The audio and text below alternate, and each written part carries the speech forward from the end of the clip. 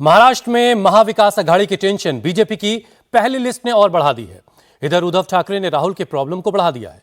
कांग्रेस को अल्टीमेटम दे दिया है, सीट तय करो नहीं तो लिस्ट आउट कर देंगे। आज महाविकास अघाड़ी की ज्वाइंट प्रेस कॉन्फ्रेंस होगी, लेकिन सवाल यह है कि क्या सीट पर फाइनल बात बन जाएगी। वहीं झारखंड में तेजस्वी की लालटेन जल बुझ रही है। बिना उनको साथ लिए कांग्रेस जेएमएम ने 70 सीटों पर लड़ने का फैसला कर लिया है। तेजस्वी 22 सीटें मांग रहे थे। 23 नवंबर को रिजल्ट आने से पहले इंडिया अलायंस में ट्विस्ट पर ट्विस्ट आ रहे हैं, जबकि मोदी की टीम प्रचार में भी उतर गई है।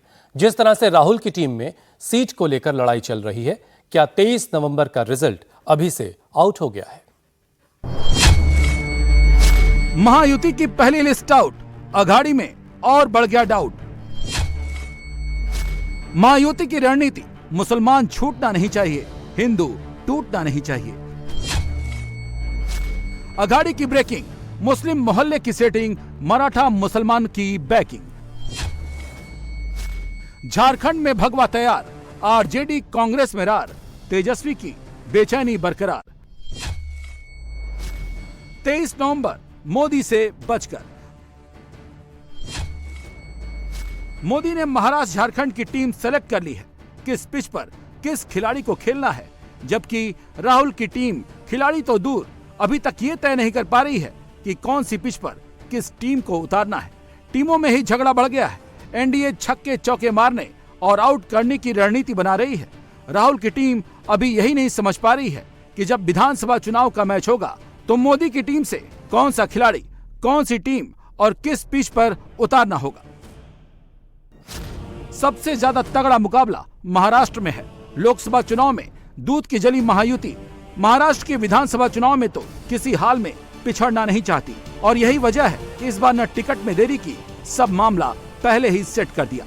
महायुति ने लोकसभा चुनाव से इस बार सबक लिया, जल्दी सीट का ऐलान कर जनता को एक पॉजिटिव मैसेज दे दिया। महाराष्ट्र के लिए बीजेपी ने उम्मीदवारों की पहली लिस्ट जारी कर दी है।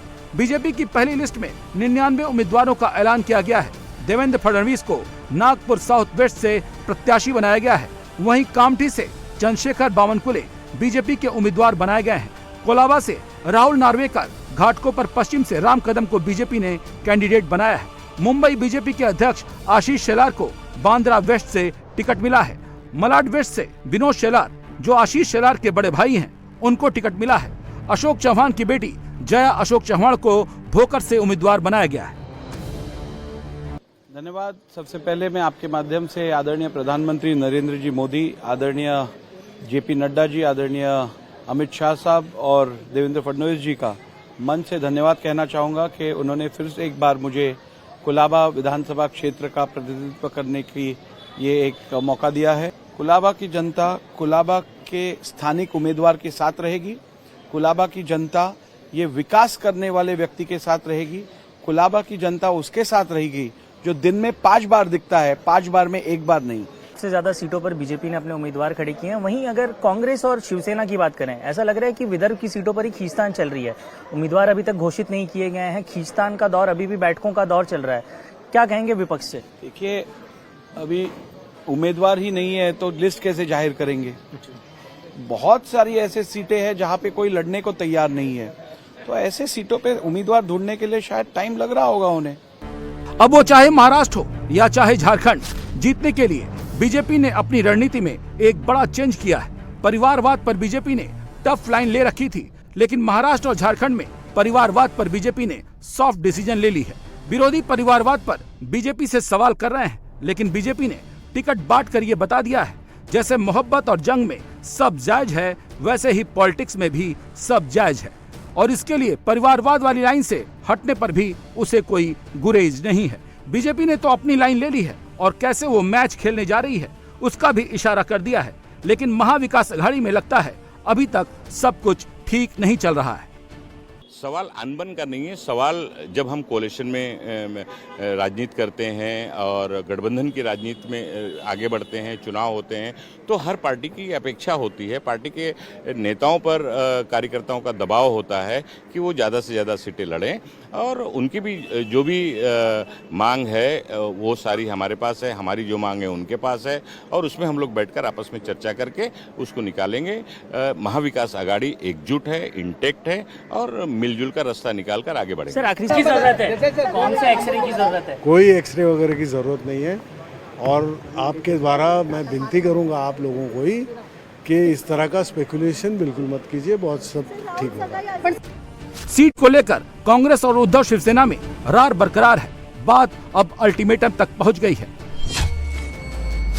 उद्धव ठाकरे ने आज इमरजेंसी मीटिंग बुलाई और कांग्रेस को 24 घंटे का अल्टीमेटम दे दिया। कहा है कि अगर 24 घंटे में कांग्रेस का जवाब नहीं आया तो ठाकरे सेना अपनी पहली लिस्ट जारी कर देगी। लेकिन मैसेज पब्लिक में गलत न जाए, इसलिए संभावित कैंडिडेट को अभी से प्रचार करने के लिए कह दिया गया है।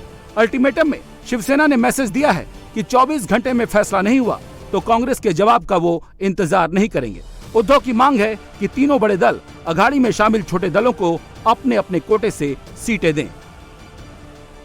आज 12:30 बजे एक अर्जेंट बैठक हमने बुलाई है। उद्धव साहब ने, शिवसेना प्रमुख ने, सभी प्रमुख नेताओं की, और 12:30 बजे हम मातोश्री में बैठेंगे और कुछ महत्वपूर्ण निर्णय हम लेने जा रहे हैं। जितनी देर हो रही है उद्धव की धड़कन बढ़ रही है, क्योंकि महाराष्ट्र कांग्रेस दिल्ली की ओर देख रही है।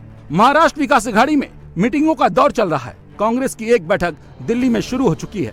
मुंबई में आदित्य ठाकरे शरद पवार से मिल रहे हैं। संजय राउत भी शरद पवार से मिले हैं। बताया जा रहा है कि उद्धव ठाकरे कांग्रेस के लटकाने और भटकाने वाले तौर तरीकों से बहुत नाराज हैं। पेंच ठाकरे सेना और कांग्रेस के बीच विदर्भ और मराठवाड़ा की सीटों को लेकर फंसा है। दरअसल महाविकास अघाड़ी में 28 सीटों को लेकर घमासान मचा हुआ है। कांग्रेस लोकसभा में परफॉर्मेंस को आधार बनाना चाहती है, जबकि शिवसेना 2019 के विधानसभा चुनाव नतीजों के आधार पर विदर्भ और मराठवाड़ा में सीटें मांग रही है। हालांकि एनसीपी शरद गुट का सीटों को लेकर कोई विवाद नहीं है। अघाड़ी के अंदर तनातनी चल रही है, महायुति मजा ले रही है। ये बात सबसे ज्यादा उद्धव की सेना को चुभ रही है, इसीलिए महायुति को नए नए तरीके से घेर रही है। उद्धव शिवसेना 150 विधानसभा सीटों का नया डेटा लेकर आई है। आरोप लगा रही है कि लोकसभा चुनाव में जिसने अघाड़ी को वोट दिया, करीब 10,000 वोटर के नाम वो हटवा रही है और नए नामों को जुड़वा रही है।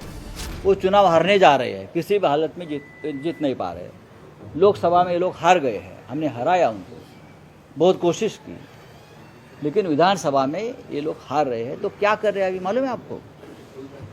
जो वोटर लिस्ट है उसमें गड़बड़ और घोटाले कर रहे हैं। चुनाव आयोग को से हाथ मिलाकर चुनाव आयोग उनको मदद कर रहा है।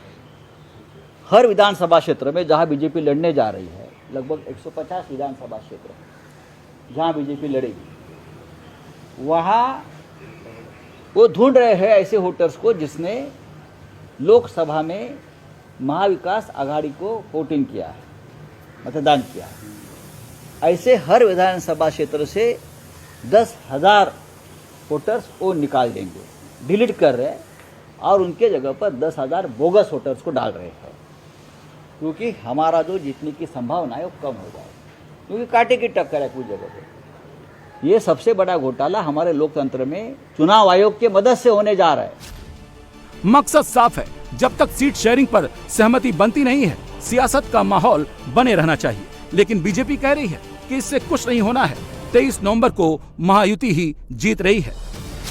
अब दिन भर कोई ब्रेड बटर चाहिए, दिन भर मीडिया का टीआरपी चाहिए करके संजय राउत बोलते रहते हैं। वो चुनाव जब हारता है आदमी या हारने की कगार पे रहता है, तो कभी मशीन खराब रहती है, कभी मतदार यादी झूठी होती है। वो जीतते हैं तो मशीन अच्छी थी, वो जीतते हैं तो मतदार यादी अच्छी थी। हम अगर कल हमारी सरकार ने अच्छा काम किया और उनको मालूम है कि मुख्यमंत्री माझी लाडकी बहन योजना महायुति को जिताएगी, हमारी सरकार लाएगी, हमारी बहनें हमारी सरकार लाएगी, किसानों का बिजली हमने माफ किया, हमारी सरकार लाने का किसान प्रयास करेंगे। और आगे के महाराष्ट्र के हित में डबल इंजन सरकार किसानों को चाहिए। देश को महाराष्ट्र में डबल इंजन सरकार रही कि मोदी जी 5 साल प्रधानमंत्री है और मोदी जी और महाराष्ट्र की सरकार अगर एक रही तो केंद्र और राज्य की सारी योजनाएं चालू रहेगी। जो गरीब आदमी के लिए अनाज की योजना है, पीक बीमा योजना है, सारी योजना चालू रहेगी। उद्धव ठाकरे उनके अगर बगल बच्चे आ गए सारी योजना बंद करेंगे। महाराष्ट्र में चुनाव से पहले कैसे कैसे नैरेटिव चलाए जा रहे हैं उसका एक और सैंपल संजय राउत लेकर आए।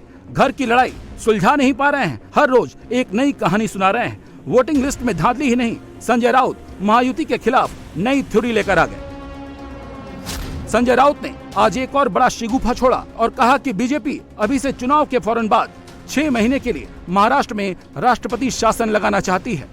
6 महीने के लिए राष्ट्रपति शासन अमित शाह लगाएंगे। ये पूरा खेल चल रहा है महाराष्ट्र में चुनाव होने के बाद भी राष्ट्रपति शासन लगाने का। लेकिन अमित शाह जी, मैं आपको बताता हूँ, हम ये होने नहीं देंगे। अघाड़ी के अंदर सीट को लेकर किस लेवल की सिर फुटबॉल चल रही है इसी बात से समझ लीजिए कि राहुल की सारी टीमें अलग अलग खेल रही हैं। लखनऊ से अखिलेश आए तो 5 कैंडिडेट का ऐलान कर दिया, जबकि महाविकास अघाड़ी सिर्फ 3 सीटें समाजवादी पार्टी को देने के पक्ष में है। समाजवादी पार्टी ने 12 सीटों की मांग की है, लेकिन कहा जा रहा है कि वो कम से कम 5 सीटों पर राजी हो सकती है। समाजवादी पार्टी तो बड़ी उम्मीद कर रही है, लेकिन अभी तक इस पर भी कोई क्लियरिटी नहीं है। ये लोग लेट कर रहे थे। जो सीटें विकास अघाड़ी में दूसरे धड़क को मिलेगी वो नहीं चुन कर आ सकती, ये आशंका थी।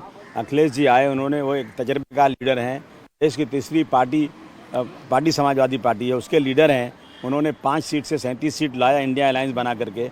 उन्होंने कहा मैं आकर चेक करूंगा, उन्होंने मेरे बोलने पर नहीं माना। वो नहीं माने मेरे बोलने पे, वो खुद स्वयं चल कर आए। उन्होंने मालेगांव देखा, उन्होंने भिवंडी के लोगों को बुला के बात किया, उन्होंने जो है धुलिया के लोगों से बुला के बात किया। ये लगा कि अगर यहाँ पर समाजवादी लड़ेगी तो ही चुन कर आएगी, वरना दूसरी पार्टियों को चुन कर आने के चांसेस नहीं है। लेट हो रहा है, महाविकास अघाड़ी की सरकार बने, एमएलए ज़्यादा चुन कर आएँ, इसलिए उन्होंने अनाउंस किया है। बने, एमएलए ज़्यादा चुन कर आएँ, इसलिए उन्होंने अनाउंस किया है। सर, 12 सीटों को लेकर आप लोग इच्छुक थे, फिलहाल कितनी सीटें मिलती हुई नजर आ रही हैं आप लोग? देखिए 5 तो हमने मांग लिया और अखिलेश जी जब कह रहे हैं तो उनको देंगे वो, और 4-5 सीटें और हम बात कर रहे हैं। कल पवार साहब मुझे बुला के बात करेंगे। महायुति को दोबारा नहीं लाने के लिए बैकडोर से फील्डिंग करने वाले भी अघाड़ी की रात से टेंशन में हैं। मौजूदा हाल देखकर कहीं मुस्लिम वोट छिटक न जाए, ये भी एक चुनौती है, क्योंकि महायुति ने मुस्लिम वोट का जिम्मा अजीत दादा पवार को सौंप दिया है। मकसद ये है कि मुसलमान छूटना नहीं चाहिए, हिंदू टूटना नहीं चाहिए। ये बात मुस्लिम वोट के बैकडोर वाले प्लेयर अच्छी तरह से समझ रहे हैं। इस तस्वीर को देखिए, महाराष्ट्र की सियासत की एकदम ताजी तस्वीर है। पर्सनल लॉ बोर्ड के मौलाना सज्जाद नुमानी और मराठा नेता मनोज जरांगे पाटिल की मुलाकात हुई है। मौलाना सज्जाद नुमानी और मराठा नेता मनोज जरांगे पाटिल शनिवार देर रात संभाजी नगर के एक होटल में मिले। दोनों के बीच करीब 2 घंटे तक बैठक हुई। इस बैठक में महाराष्ट्र विधानसभा चुनाव और आरक्षण के मुद्दे पर डिटेल में चर्चा हुई। आपको बता दें कि मुस्लिम और मराठा दलित का फेविकोल 2024 के लोकसभा चुनाव में जुड़ गया था और मराठवाड़ा में बीजेपी का सुपड़ा साफ हो गया था। सज्जाद नोमानी और मनोज जरांगे पाटिल की मुलाकात के बाद महायुति सुपर अलर्ट हो गई है, क्योंकि 2024 लोकसभा चुनाव में मराठा समाज की वजह से महायुति को बहुत बड़ा नुकसान उठाना पड़ा था। और अब अगर 30% मराठाओं के साथ 13% मुसलमान भी जुड़ गए, तब महायुति को विधानसभा चुनाव में भी करारी हार का सामना करना पड़ सकता है। इसीलिए अब महायुति नई रणनीति पर काम कर रही है। वहीं महाविकास अघाड़ी पर्दे के पीछे रहकर मराठा और मुसलमानों को एक साथ लाने का प्रयास कर रही है, ताकि लोकसभा चुनाव की तरह विधानसभा चुनाव में भी महायुति को मात दी जा सके। मुस्लिम वोट का दावा करने वाली अघाड़ी के लिए इस बार लड़ाई आसान नहीं है। हरियाणा चुनाव में इंडिया गठबंधन का सारा नैरेटिव फेल हो गया। इस बार मुस्लिम वोट को लेकर महायुति ने भी तैयारी कर रखी है। एनसीपी अजीत पवार ने इशारा कर दिया है कि वो 10% सीट मुस्लिम समुदाय को देगी। दावा तो यहाँ तक है कि अघाड़ी वाले मुस्लिम वोट तो ले लेते हैं, लेकिन मुस्लिमों को हक नहीं देते। देखिए, अभी जब एमएलसी की बात आ गई गवर्नर नॉमिनी के लिए, उसमें हमने माइनॉरिटी को जगह दी। आज अपर हाउस में एक ही माइनॉरिटी है, वो भी राष्ट्रवादी कांग्रेस पार्टी की तरफ से है। जो आज सेकुलर पार्टी बोलती है, न कांग्रेस ने कोई अल्पसंख्यक आज अपर हाउस में है विधान परिषद में, ना उद्धव ठाकरे का जी का है, ना पवार साहब की पार्टी का वहाँ पे है।